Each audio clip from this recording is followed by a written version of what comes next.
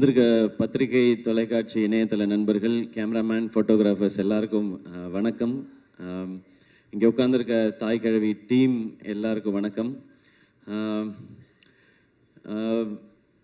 மற்ற ஃபங்க்ஷன்லலாம் வந்து நம்ம அடுத்து பேச போகிறோம் போது நம்ம என்ன பேசணும், இது பேசணும், நேரம் வேற குறைவாக இருக்கே, இது ஓடிட்டுருக்கோம்.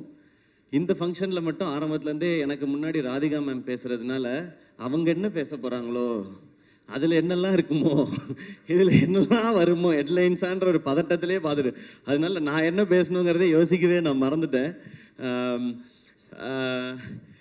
தாய்க்கிழவி வெற்றி கொண்டாட்டம். முதல்ல இந்த படத்துக்கு இவ்வளவு பெரிய வரவேற்பும் வெற்றியும் கொடுத்த தமிழக மக்கள் எல்லாருக்கும் எங்களுடைய மனமார்ந்த நன்றிகள். இதை வந்து உங்களுடைய ஃபேமிலியில் சம்மந்தப்பட்ட ஒருத்தருடைய கதையாக நீங்கள் கொண்டாட ஆரம்பித்ததும், அதை பற்றி வெளியில் வந்த ஒரு பாசிட்டிவ் வேர்ட் ஆஃப் மவுத்தும், அதுதான் இந்த படத்தை இவ்வளோ பெருசாக ரீச் ஆகியிருக்கு. பட் அவங்கள்ட்ட கொண்டு போய் சேர்த்தது ப்ரெஷ் ஷோ. நாங்கள் ரொம்ப பிலீவ் பண்ணது, இந்த படத்தை எப்படி கொண்டு போய் சேர்க்குறதுன்னும் போது, ப்ரெஸ்ஸுக்கு ஷோ போடுவோம், மீதி அவங்க பார்த்துப்பாங்க கலை அப்படின்னு நான் சொன்னேன். அதனால தான் ப்ரெஷ் ஷோ வந்து ஃபேமிலி ஷோவாக ஏற்பாடு பண்ணோம். அங்கே நான் வந்து சிவா சொன்ன மாதிரி ஃபீட்பேக் பார்க்க போனது, இங்கே இவங்க என்ஜாய் பண்ணிட்டாங்கன்னா இதுதான் தமிழ்நாடு ஃபுல்லாக நடக்க போகுது அப்படின்றது தான் அன்னைக்கு நான் பார்க்கறதுக்காக நான் துடிச்சிட்டே இருந்தது. அன்னைக்கு நீங்கள்லாம் கொடுத்த வரவேற்பும், நீங்கள் அதுக்கப்புறம் இதை பற்றி எழுதின விதமும், அது வந்து மக்கள்கிட்ட கொண்டு போய் சேர்த்துச்சு. மக்கள் இப்போ அந்த படத்தை எடுத்துக்கிட்டாங்க. இங்கே நாங்கள் படத்தோட வெற்றியை நாங்கள் கொண்டாடிட்டு இருக்கோம். ஸோ பத்திரிகை தொலைக்காட்சி இணையதள நண்பர்கள் எல்லாருக்கும் எங்களுடைய மனமார்ந்த நன்றிகள், நீங்கள் கொடுத்த இந்த சப்போர்ட்டுக்கு. இந்த படம் வந்து ஆரம்பிக்கும் போது சிவகுமார் கதை சொல்லும் பொழுது நான் நல்லா சிரித்தேன், என்ஜாய் பண்ணேன். ஆனால் இந்த படத்தில் வந்து எனக்கு டக்குன்னு மனசில் ஒட்டின இடம் வந்து, ராதிகா மேம்கிட்ட கேட்பாங்க பசங்க எல்லாமே, வாரம் பாலசரவணன் கேட்பார், வாரம் ஞாயிற்றுக்கிழமை மதுரைக்கு போனியே, எங்கே தான் அத்தா போனேன் அப்படின் போது எனக்கு ஒரு க்யூரியாசிட்டி, என்ன பண்ணியிருப்பாங்க அங்கே போய் ஏதாவது பணம் சம்பாரிச்சிருப்பாங்களா, ஏதாவது வேலை ஏதாவது பார்த்துருப்பாங்களா, தொழில் இல்லை அங்கே ஏதாவது காசு கிடச்சிருக்குமா, என்னென்னமோ யோசிச்சு பார்த்தேன். அவர் ஓப்பன் பண்ண விதம் வந்து, அவங்க அழகாக பொறிக்கடலை சாப்பிட்டுட்டு ஜாலியாக வர்றாங்கன்னாரு. அந்த இடத்துல இருந்து எனக்கு மைண்ட் ஒரு மாதிரி ஆயிடுச்சு. ஏன்னா எல்லாரும் ஓடிக்கிட்டே தான் இருக்கோம், நமக்குன்னு நம்ம வாழ்க்கையில் 5 நிமிஷமாவது ஸ்பெண்ட் பண்ணுறோமான்றத அந்த இடத்துல ஆரம்பித்தார் சிவா. அது எனக்கு இப்போ சொல்லும்போது எனக்கு சிலிர்க்குது. அங்கே ஆரம்பித்து அந்த கதை வந்து போயிட்டே இருந்துச்சு. அந்த இடத்துல முடிவு பண்ணிட்டேன், இது பயங்கரமான தாட்டுன்னு. ஏன்னா முதல்ல நம்மளை நம்ம சந்தோஷமாக வச்சுக்கிறது தான் முதல் இதுன்னு நினைக்கிறேன். இந்த வாழ்க்கையில் நம்ம என்னைக்காவது எவ்வளவு நாள் வாழ்க்கையில் நம்ம சந்தோஷமாக இருந்திருப்போம், இல்லை எத்தனை முறை நம்ம நிம்மதியாக ஃபீல் பண்ணியிருப்போம், அப்பாடா ஓகே. ஏன்னா பிரச்சனை இருந்துக்கிட்டே தான் இருக்க போகுது, அதுக்கு நடுவில் நம்மளை சந்தோஷப்படுத்திக்கிறதுன்னு ஒன்று இருக்குல்ல. அதை இந்த படத்தில் சிவா சொல்லும் போதுலேருந்து எனக்கு இந்த படத்தோட பெர்ஸ்பெக்டிவே மாறிடுச்சு. அப்படியே கடைசியாக பேசின வரைக்கும் அப்போ முடிவு பண்ணது தான், இந்த படத்தை பண்ணியே ஆகணும் அப்படிங்கிறது. அண்ட் அந்த சீன் சொன்னோடனே, சிவா நீ பயங்கரமான ஆலியா, கதை சொல்லும்போது ரொம்ப சாஃப்டாக அப்படி தான் இருக்கும். கதை சொல்லும்போது ரொம்ப ரொம்ப ரொம்ப தூரத்தில் இருந்தாலும் இந்த கதை கேட்கவே கேட்காது, பக்கத்தில் போய் தான் கேட்கணும். அன்னைக்கு ஆரம்பிச்சது. அன்னையிலேருந்து நான் வந்து இந்த படம் ஜெயிச்சிரும், ஓடிரும், லாபம் வந்துடும், அந்த ஆங்கிள்குள்ளே நான் இல்லவே இல்லை. ஒரு சூப்பர் படம் நம்ம பண்ண போகிறோம், ஒரு சூப்பர் படம் பண்ண போகிறோம், ஒரு செம படம் பண்ண போகிறோம் அப்படின்றது மட்டும்தான் தோணிக்கிட்டே இருந்துச்சு. கலை வந்து இந்த படத்துடைய நம்பர்ஸ்லாம் பேசினார். நான் ஆடியோ லான்ச்சில் சொல்லிட்டேன், இது வந்து எங்களுக்கு ஆல்ரெடி லாபம்னு. நான் அன்னையிலேருந்து இதோட நம்பர்ஸை பற்றி நான் பேசுகிறத விட்டுட்டேன். நான் என்னெல்லாம் ரசித்தேனோ அது எல்லாத்தையும் ஆடியன்ஸ் அதே இடத்துல கைத்தட்டும் போதும், அதே இடத்துல விசில் அடிக்கும் போதும், அதே இடத்துல அவங்க கண் கலங்கும் போதும் எனக்கு ரொம்ப சந்தோஷமாகவும் திருப்தியாகவும் இருந்தது சிவா. அந்த டைம்லலாம் நான் யோசிச்சது என்னென்னா, நம்ம ஒரு பயங்கரமான தயாரிப்பாளர், நம்ம ஒரு பயங்கரமான நடிகர்லாம் இல்லவே இல்லை, நம்ம ஒரு நல்ல ரசிகன் அப்படின்றது எனக்கு தோணுச்சு. ஏன்னா இந்த சினிமாவும் படங்கள் பண்ணிக்கிட்டே இருக்கும்போது விமர்சனங்கள்லாம் சில இது வந்துகிட்டே இருக்கும்போது நம்மளை அது குழப்பி விட்டுரும். எனக்கு அது நடந்திருக்காது. அப்போ குழப்பும்போது நம்மளுக்குள்ளே இருக்க ஏன்னா எனக்குள்ளே இருந்த ரசிகன் தான் என்னை இந்த சினிமா கூட்டிகிட்டு வந்திருக்கான்.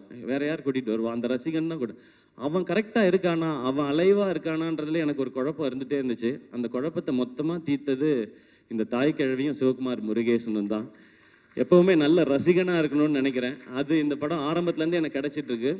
இந்த கதையை நிஜமாக்கிய அதுக்கப்புறம் சுதன் வந்தார், பேஷன் ஸ்டுடியோஸ். அவர் வந்து ஒரு 4850 படம் ப்ரொடியூஸ் பண்ணிட்டு இருக்காரு. அதில் ஒரு படமாக இந்த படம் இருக்குது. அவருக்கு ஞாபகம் இருக்குமான்னு தெரியல. இந்த ஃபங்க்ஷன் அடிக்கடி வைக்கிறது காரணமே சுதன், நீங்கள் தான் இந்த படத்தோட ப்ரொடியூசர், இந்த படத்தில் நீங்களும் இருக்கீங்க, வாங்க ஃபங்க்ஷனுக்கு வந்துட்டு போங்கண்ணா, சிவா வந்துட்டு போகிறேன் அப்படின்னு சொல்லி வந்துட்டு போவார். காலையில் ஒரு பூஜை போடுவார், சாயங்காலம் ஒரு சக்ஸஸ் மீட் போவார், அந்த மாதிரி இருக்கார். ஸோ சுதன் உள்ளே வந்தோடனே அவரும் பயங்கர எக்ஸைட் ஆகிட்டார் இந்த படத்தை பற்றி. சுதன்கிட்ட சொன்னேன், சுதன் ஜாலியாக இருங்க, இந்த படம் எனக்கு ரொம்ப ஸ்பெஷல். நான் சிவா கார்த்திக் வேணுகோபால்கிட்ட சொல்லிட்டு இருந்தேன், இந்த படம் எனக்கு ஒரு குழந்தை மாதிரி, இதை நான் அப்படி பார்த்துப்பேன்னு. அப்படி தான் நான் பார்த்துக்கிட்டு இருக்கேன் இப்போ வரைக்கும். ஸோ என் குழந்தை எனக்கு என்ன காசு கொடுத்துச்சின்னு நான் பார்க்க மாட்டேன். அது சிரிச்சா என் கண்ணில் தண்ணி வரும், அது நடந்தால் எனக்கு தண்ணி வரும். அந்த மாதிரி தான் நீங்கள் பேசும்போதெல்லாம் இருக்குது சிவா. எனக்கு இப்போ பயங்கர எமோஷனல் ஆக்கிட்டீங்க, நான் பயங்கர கண்ட்ரோல் பண்ணிட்டு உட்காந்தேன். ஸோ சுதன் உள்ள வந்து அவரும் எக்ஸைட்டடாக நான் இதை பார்த்துக்குறோம் அப்படின்னு சொன்னோம். அப்புறம் இந்த டீம் வந்தாங்க, அவங்க எல்லாரும் ஆல்ரெடி செட் ஆகிருக்கு. ஸோ எல்லாருக்கும் ரொம்ப ரொம்ப நன்றி. உங்களுடைய உழைப்பு ரொம்ப ரொம்ப அபரிமிதமானது. இல்லைன்னா நினச்ச இந்த பட்ஜெட்டில் இந்த சைஸில் இந்த படத்தை பண்ணியிருக்க முடியாது. ஹேட்ஸ் ஆஃப் உங்கள் எல்லாருக்குமே, பயங்கரமாக பண்ணிட்டீங்க, டீமில் இருக்க டெக்னீஷியன்ஸ் எல்லாமே. அண்ட் ஆர்டிஸ்ட் யாரெல்லாம் சிவா கொண்டு வரும்போது ரொம்ப குட்டியாக கொண்டு வந்தார் இந்த பட்ஜெட்டு எல்லாமே. ஏன்னா அவருக்கு அதுக்கு முன்னாடி இருந்த அனுபவங்களாக இருக்கலாம், இல்லை இந்த மாதிரி இருந்தால் தான் பண்ணுவாங்கன்னு சொல்லி. இன்னும் அதை அப்படி பண்ணக்கூடாது சிவா. இந்த கதை ஒரு செலிப்ரேஷனாக இருக்குது, எனக்கு ஒரு லைஃபோட செலிப்ரேஷன் இந்த படம். இதுக்கு என்ன செலவு பண்ணுமோ அதை பண்ணணும், அதை பண்ணுவோம் அப்படின்றதுக்கு அப்புறம் தான் யார் கேஸ்டிங் போகலான்னு ஒருத்தராக வந்தது. பாலசரவணன் கதை கேட்கும்போதே ஃபஸ்ட்டு வந்துட்டார் எனக்கு, அந்த சீன் வரும்பொழுதே. அதுக்கப்புறம் பாலசரவணன் வந்தார், அருள்தாஸ் அண்ணன் வந்தாங்க, சிங்கம்பிள்ளை அண்ணன் வந்தாங்க, முத்துக்குமார், ரேச்சல், இவங்க எல்லாருமே வந்தாங்க. கடைசியாக தான் வந்தார் விநாயக் மகாதேவ்ன்ற மாதிரி. நான் லாஸ்ட்டாக கேட்டேன், இந்த பாட்டி கேரக்டர் யார் பண்ண போகிறாங்க, கிழவி கேரக்டர் வந்து ராதிகா மேம் அப்படின்னு சொன்னாங்க. நான் ஏற்கனவே சொல்லியிருக்கேன், ராதிகா மேம் அந்த ரோலில் அந்த லுக்கில் பார்த்த பிறகு எனக்கு இன்னும் பயங்கர ஜாலியாகிடுச்சு. இன்னைக்கு தேட்டரில் பார்க்குற ஃபீல் எனக்கு அங்கே வர ஆரம்பிச்சிடுச்சு. இந்த மாதிரி ராதிகா மேமோட இவ்வளோ எக்ஸ்பீரியன்ஸையும் சேர்த்து தான் இந்த படத்துக்கு கொண்டு வராங்க. அவங்க இந்த படத்துக்கு அந்த உழைப்பு மட்டும் இல்லை, இவ்வளோ வருஷம் நீங்கள் உங்களுடைய ஒர்க் மேம், உங்களோட நீங்கள் லெஜெண்டரியாக பண்ணியிருக்க விஷயங்கள் எல்லாத்தையும் சேர்த்து இந்த படத்துக்குள்ளே கொண்டு வரீங்க.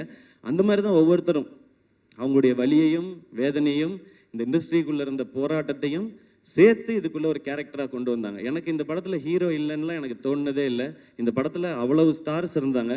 கமல் சார் அன்னைக்கு சொன்னது இன்னைக்கு நிஜமாக இருக்குது. இந்த படத்தில் இவ்வளோ நட்சத்திரங்களை நீங்கள் உருவாக்கியிருக்கீங்கன்னு சொன்னாங்க. அவ்வளோ நட்சத்திரங்களும் இதுக்குள்ளே இருந்திருக்கிறாங்க. ஸோ நீங்கள் எல்லாரும் சேர்ந்து இதை வந்து ரொம்ப ஒரு ஸ்பெஷல் ஃபிலிமாக ஆக்கிட்டீங்கன்றது எனக்கு ரொம்ப சந்தோஷம். ஜார்ஜ் மரியான் அண்ணன், முத்துக்குமார் அண்ணன் எல்லாருமே, சாரி நான் பேர் சொல்லாமல் விட்டுறக்கூடாது. அப்புறம் நம்மளுடைய மியூசிக் டைரக்டர் நிவாஸ் பிரசன்னா, எப்போ ஹீரோவாக போகிறீங்கன்னு கேட்டவுடனே கூலிங் கிளாஸ் போட்டு உட்காந்துட்டாப்புல, மிஸ்கின் சார் மாதிரி வேற எங்கேயோ பார்த்துக்கிட்டே இருக்காப்புல. அவர் ஹீரோ ஆக போகிறீங்களான்னா இல்லைன்னு சொல்ல, இப்போதைக்கு இல்லைன்னு தான் சொல்லியிருக்கிறாரு. ஸோ சீக்கிரத்தில் ஹீரோ ஆகிடுவாருன்னு நினைக்கிறேன். அதுக்கு நீங்கள் மியூசிக் பண்ணுவீங்களா இல்லையா? சரி, அப்புறமா யார் ஹீரோயின்னு சொல்லுங்கள் படத்துக்கு. ஓகே, தேங்க்யூ நிவாஸ், ஒரு அமேசிங்கான ஒர்க். லிரிசிஸ் எல்லாருக்கும் ரொம்ப ரொம்ப நன்றி. இந்த படம் நிறையா பிளெஸ்ஸிங்ஸ் கொடுத்துருக்கு. நான் அதை தான் இங்கே ஷேர் பண்ணணும்னு நினைக்கிறேன். ஏன்னா நிறைய வீடியோஸ் பார்க்குறேன், நிறைய மெசேஜஸ் பார்க்குறேன். நீங்கள் வந்து எங்களுக்குள்ள ஒரு பெரிய ஒரு எம்பவர் பண்ணியிருக்கீங்கன்னு சொல்கிறாங்க. ஸோ பெரிய ரெஸ்பான்சிபிலிட்டியாக பார்க்குறேன். உங்கள் எல்லாருக்கும் ரொம்ப ரொம்ப நன்றி. அதை தான் இந்த டீம் அச்சீவ் பண்ணியிருக்கோன்னு நினைக்கிறேன். இதில் ரொம்ப ரொம்ப முக்கியமாக நான் 2 பாயிண்ட் மட்டும் சொல்லணும்னு நினைக்கிறேன். இந்த படம் என் வாழ்க்கையில் நிறையா பேரை இதை ஞாபகப்படுத்தினதுக்காக பண்ணப்பட்ட படம் தான். ஃபஸ்ட்டு என் அம்மா, 17 வயசில் எல்லாருக்கும் ஏற்கனவே சொன்னதான், இன்னொரு முறை சொல்லணும்னு நினைக்கிறேன். அப்பா இறந்த பிறகு அவங்களுக்கு தெரிஞ்ச வகையில் அந்த குடும்பத்துக்குள்ளே இருக்க காசெல்லாம் பத்திரப்படுத்தி சேர்த்து வச்சு படிக்க வச்சு, என்னையும் அக்காவையும் படிக்க வச்சு கல்யாணம் பண்ணி வச்சு பண்ணாங்க. அவங்க எனக்கு இந்த பவுனுத்தாய் தெரிஞ்சாங்க, அம்மா தெரிஞ்சாங்க இதில். அதுக்கப்புறம் அக்கா 2 குழந்தை பெற்ற பிறகு வந்து இங்கே எம்எம்சியில் எம்டி படித்து கோல்டு மெடலிஸ்ட் ஆகி பேஷனை எப்போ வேணாலும் தொடரலாம்னு நினச்சேன். எங்கள் அக்கா எனக்கு ஒரு பவுனுத்தாயாக தெரிஞ்சாங்க இதில். அவங்களுக்காக பண்ணணும்னு நினச்சேன். மிக மிக முக்கியமானது அந்த கடைசி டயலாக் மேம் பேசுகிறது. படைக்க காக்க அழிக்கன்னு ஆம்பளைங்களை மட்டும் கும்பிட சொன்னவன், படிப்புக்கும் பணத்துக்கும் பொம்பளை தாண்டி காட்டி கும்பிட சொல்லியிருக்கான் அப்படின்னு சொன்னாங்க இல்லையா? அந்த டைலாகை நான் முன்னாடியே உணர்ந்துட்டேன்னு நினைக்கிறேன். எனக்கு கல்யாணம் நாள்லேருந்து என் வீட்டோட வரவு செலவு எல்லாத்தையும் பார்க்குறது ஆர்த்தி தான். எனக்கு தெரியாது என் அக்கௌண்ட்டில் என்ன பணம் இருக்குது தெரியாது. ஊருக்கு போகணும் ஏதாவதுன்னா, ஆர்த்தி ஊருக்கு போகிறதா இருக்கேன், டிக்கெட்டுக்கு மட்டும் காசு கொடுத்துட்றியா அப்படின்னு கேட்பேன். இப்போயும் அதை நான் ரொம்ப பெருமையாக சந்தோஷமாக வாங்கிக்கிறேன். அவங்க தான் பார்த்துக்கிறாங்க. அவங்க பார்க்கலன்னா என்னால் ப்ரொடக்ஷன்லாம் பண்ணியிருக்க முடியாது. ஸோ ஆர்த்தி, அவங்க எனக்கு ஒரு பவுன் தாயாக தான் தெரிஞ்சாங்க. இந்த மாதிரி ஒவ்வொரு வீடுகள்லையும் அவங்களுக்கு சின்ன சம்பளமாக இருந்தாலும் கொஞ்சம் காசாக இருந்தாலும் அதை அங்கங்கே சேமித்து வச்சோ இல்லை குழந்தைங்கள பார்த்துக்கிட்டோ இப்படி வீட்டில் இருக்கிற ஒவ்வொரு அம்மாக்களுக்கும் அக்காக்களுக்கும் தங்கச்சிகளுக்கும் சகோதரிகளுக்கும் இவங்க எல்லாருக்குமான ட்ரிபியூட்டும் சமர்ப்பணம் தான் இந்த தாய்க்கிழவி படமும் இந்த வெற்றியும். இதை இந்த படத்தின் மூலமாக செய்ய முடிஞ்சது எனக்கு சந்தோஷம். என் வாழ்க்கையில் இருக்கவங்களுக்கும் சேர்த்துன்றது இன்னும் கொஞ்சம் பெருமையாகவும் சந்தோஷமாகவும் இருக்குது. ஒரு டீமாக இங்கே வேலை செஞ்சதோட சக்ஸஸை இங்கே நான் பார்க்குறேன். ஏன்னா ஆரம்பத்துலேருந்து ரொம்ப சின்சியராக அதை அப்ரோச் பண்ணோம். இதுதான் பவுண்ட் ஸ்கிரிப்ட், இத்தனை டேஸில் தான் எடுக்கிறோம், இதுதான் பட்ஜெட், இதுதான் காஸ்டிங்னு ரொம்ப சின்சியராக. சிவாவுக்கு தெரியுமான்னு தெரில, நான் எல்லா சீனையும் நீங்கள் ஷூட் பண்ண அடுத்த நாள் பார்த்துருவேன். நான் என் ஷூட்டுக்கு வந்துடும், அந்த சீன் என்னாச்சு என்னைக்கு எடுக்கிறீங்கன்னு, அது லொக்கேஷன் சேஞ்ச் இருக்குது அதனால இன்னொரு நாள் எடுக்கிறோன்னு சீனை சொல்லி கேட்பேன். இந்த கதையை 2 முறை கேட்டிருக்கேன். ஒரு முறை நான் கேட்டேன், இன்னொரு முறை கலையெல்லாம் கேட்கும்போது ரியாக்ஷன் பார்த்துட்டே இருந்தேன். 2 தடவை படிச்சிருக்கேன், இது வரைக்கும் 12 தடவை பார்த்துருக்கேன். நான் இது வரைக்கும் என் படத்தை கூட அத்தனை தடவை பார்த்ததில்லை. இதுக்கு நடுவில் ஒவ்வொரு சீனும் எப்படி எடுக்கிறாங்க, இது எப்படி வருது, எடிட் எப்படி இருந்தது, எப்படி ட்ரிம் பண்ணி மாறுது, மியூசிக் எப்படி இருக்குன்னு பார்த்துருக்கேன். ஸோ இந்த படத்தில் நான் நிறையா கற்றுருக்கேன் சிவா. இந்த லேர்னிங் எனக்கு ரொம்ப ரொம்ப சந்தோஷமாக இருக்குது. ஏன்னா கடைசி வரைக்கும் மாறாத ஒன்று கற்றுக்கிறது மட்டும்தான் நினைக்கிறேன். அது இருந்ததுனா தான் இங்கே முன்னேற முடியும்னு தோணுது. இந்த லேர்னிங் எனக்கு ரொம்ப பிடிச்சிருக்கு. இந்த சேம் ப்ரொசீஜரை நான் நடிக்கிற படங்கள்லேயும் அப்ளை பண்ணணும்னு எனக்கு ரொம்ப ஆசையாக இருக்குது. அது நான் மட்டும் எடுக்கிற முடிவாக இருக்க முடியாது. ஆனால் ஒன்று மட்டும் ரொம்ப கிளியராக இருக்கேன், இந்த மாதிரி அப்ரோச்சில் தான் இனி நான் நடிக்கிற படங்கள் பண்ணணுன்றதுலேயும் ரொம்ப தெளிவாக இருக்கேன். அதனால் நான் டைரக்டர்கிட்ட போய் தலையிட போகிறதில்ல. ஒவ்வொரு விஷயமும் தெளிவாக, ஒரு பவுண்ட் ஸ்கிரிப்ட்னா இவ்வளோ பேஜ் இவ்வளோ இருந்து தான் பண்ணணுன்னு கேட்கலாம். நீங்கள் இப்படி பண்ணால் பிளாக் பஸ்டர் ஆகிடுமா படம்னு, அது நமக்கு தெரியாது. நம்ம ப்ராசஸ் தான் பண்ண முடியும், ரிசல்ட் மக்கள் கையில் தான் இருக்குது. ஆனால் ப்ரொடியூசரோட காசை வேஸ்ட் பண்ணாமல் படம் பண்ண முடியும். அந்த மிச்சமாகிற அந்த காசு அந்த ப்ரொடியூசருக்கு இன்னொரு படம் பண்ணுறதுக்கு ஹெல்ப் பண்ணலாம், இல்லை அந்த காசு நம்ம படமே இன்னும் கொஞ்சம் பெருசாக பண்ணுறதுக்கு இருக்கலாம். ஸோ அதை நான் ஃபாலோ பண்ணணும்னு நினைக்கிறேன். அந்த நம்பிக்கையை திரும்ப கொடுத்ததுக்காக இந்த என்டையர் டீமுக்கும் நான் தேங்க்ஸும் சொல்லிக்கிறேன். நான் இங்கே நிறைய பேர் உழைச்சிருக்கிறாங்க, இது டீமாக சேர்ந்து அவங்கெல்லாம் கொண்டு வர வெற்றி. அண்ட் இன்னொன்று எனக்கு ரொம்ப ரொம்ப ஸ்பெஷலாக அந்த ப்ரொடக்ஷன் பண்ணும்போதெல்லாம் இருக்கிற ஒரு விஷயம், ஃபர்ஸ்ட் நெஞ்சமுட்டு நேர்மையுண்டு படம் ஃபர்ஸ்ட் ஷோ பார்க்கும்போது அந்த படம் முடிஞ்சோடனே எல்லாரும் கார்த்திக் வேணுகோபால்னு போடும்போது பயங்கரமாக கிளாப் பண்ணாங்க. அப்போ அவங்க அப்பா ரொம்ப எமோஷனல் ஆகி கார்த்திக் வேணுகோபாலை கட்டி பிடிச்சிட்டார். அவர் ரொம்ப ஸ்ட்ரிக்ட் அவர்கிட்ட. அதே மாதிரி ஒரு தருணம் இங்கே ப்ரீமியர் முடிஞ்சோடனே சிவகுமார் முருகேசனோட அப்பா வந்து எங்கள் 2 பேரையும் கட்டி பிடிச்சிக்கிட்டாரு. அந்த செகண்ட் ஃபீல் பண்ணேன், எங்கள் அப்பா சாகலை அப்படின்னு. சாரி, நான் ரொம்ப சென்சிட்டிவ் அண்ட் எமோஷ்னல். ஸோ அது கிடைச்சதெல்லாம் தான் எனக்கு ரொம்ப ரொம்ப பெரிய இது ஒரு நிறைவை கொடுக்குது எனக்கு.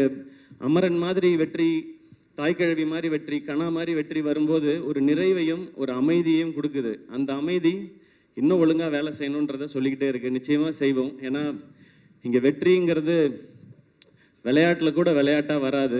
அதுக்கு உழைக்கணும், அதுக்கு ஒரு டீமாக உழைக்கணும். அந்த மாதிரி உழைச்சா வெற்றி எப்பயுமே சாத்தியப்படுங்கிறது இந்த மேடை திரும்ப